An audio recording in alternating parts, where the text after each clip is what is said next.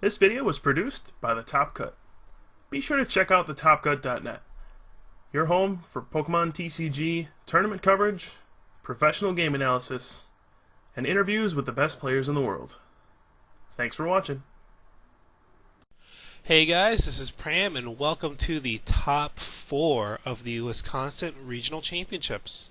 On our left, we have Adam Keibler, and he's playing against, on our right, our very own Kyle Pooka Sucevich.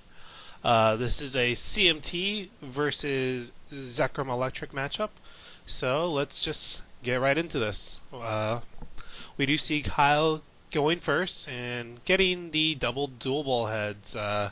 It's something Kyle's has perfected over the course of this tournament, getting multiple heads on dual ball, and it's serving him well. Unfortunately for Kyle, though, he does start with Mewtwo. This is definitely not the ideal starter. A lot of the format comes down to Mewtwo Wars. So when you have to initiate it, things tend to go badly for the person who strikes first with Mewtwo. It's kind of a little bit of a cold war there. But we do see Kyle getting a Dynamo and a Thundurus, and just going to get a second Dynamo to go with it. And so it does look like he does have a switch in his hand. Otherwise, I don't really see why you would grab the Thundurus. So Kyle, despite having a Mewtwo start, looks like he is going to have a turn 1 charge. And yep, there's the switch. And here's the charge. But it does have to be a DCE charge. So a little bit of a frown from Kyle, but not too bad. Definitely outside of that Mewtwo start, a ideal turn 1 start. However, Kyle did not play a supporter, so his hand does show some weakness. He's trying to maybe get a quick win here. However, Adam, let's see, he does have a turn 1 gear, which I think hits a Juniper. Oh, no, I guess hits nothing. Maybe he has a supporter in his hand already, so he just really wants to just get rid of that gear. And yep, there's the Pont. So Adam making good moves here. Get rid of that gear, so later on he can use it for Junk Arm. And then if he ends up with a hand with Junk Arm but no supporter, he'll still be able to get a supporter out of his deck. So definitely a good move by Adam. We do see a pretty saucy hand from Adam, but it does involve attacking with Mewtwo. So it's questionable whether he wants to do it, but it actually just looks like he's just going for it. Just going for the gold, tagging that Thundurus for 120, and putting on a lot of early pressure with this Mewtwo. However, that Mewtwo will get knocked out if Kyle has another DC to respond with, but it looks like since he is sending up the Dynamo, he does not. So Kyle with no supporters in hand, his Thundurus play was quickly shut down, so Kyle may actually just be out of this game and relatively quickly. Adam has a pretty aggressive lead, and I believe I saw a supporter in his hands, so he will have more options to follow up on the next turn. Kyle, on the other hand, just kind of hating life.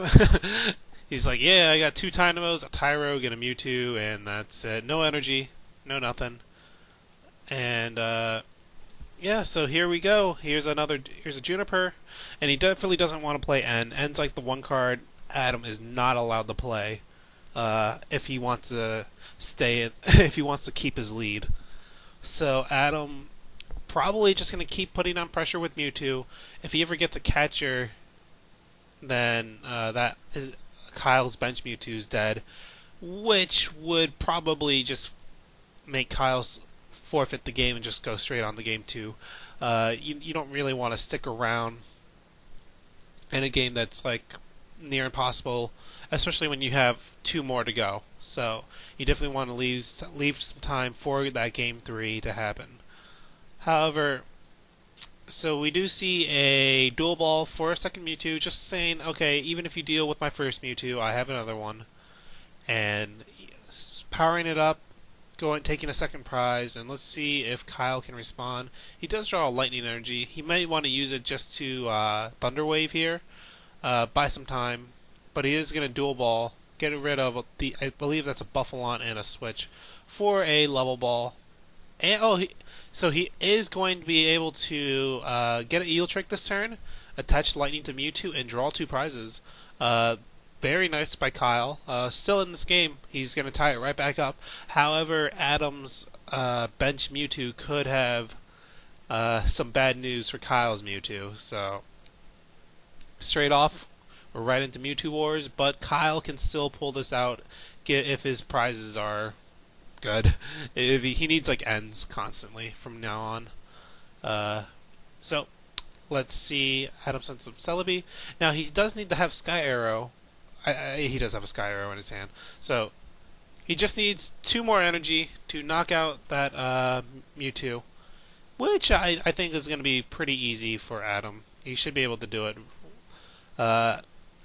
So, Adam's going to be in a huge lead, and Kyle's just going to need to find some way to get out of this sticky spot. And that Regigigas is pretty threatening. It could come into play in a little bit. So we do see a Forest Breath, and he's going to play down Sky Arrow, and then maybe... Oh, if he has a Junk Arm, he can just Junk Arm for that plus power, which would be quite good.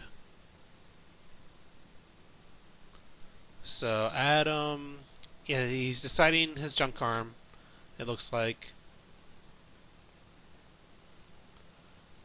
He's not really sure on what to discard, though. He's definitely going to Juniper this turn, I believe, though. So he's going to Junk Arm away a couple cards for for the plus power.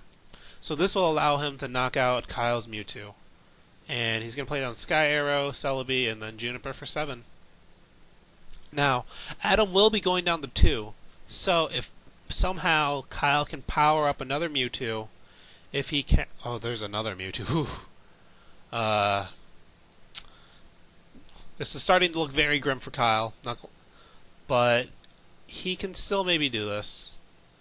It's tough. I see Adam has a DC. I really do believe he should put it on his Mewtwo.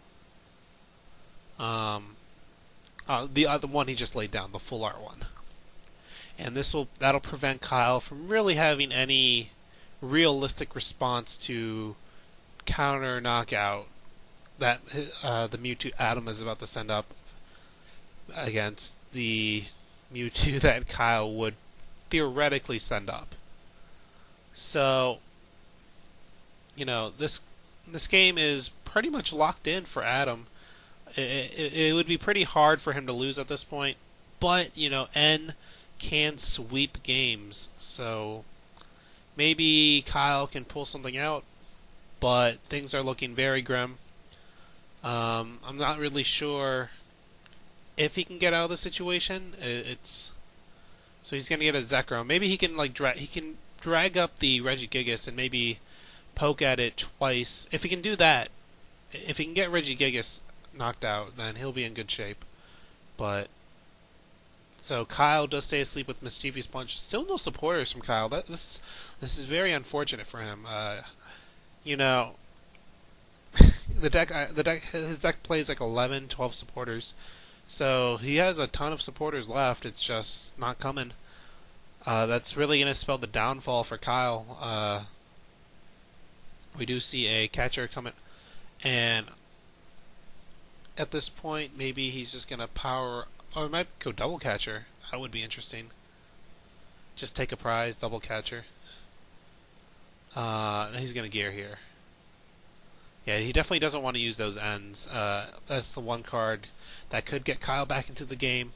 However, he should start playing around the fact that his opponent could use and his own end. So maybe holding the pawn if he doesn't have to. Maybe he might just be trying to get rid of as many cards as humanly possible.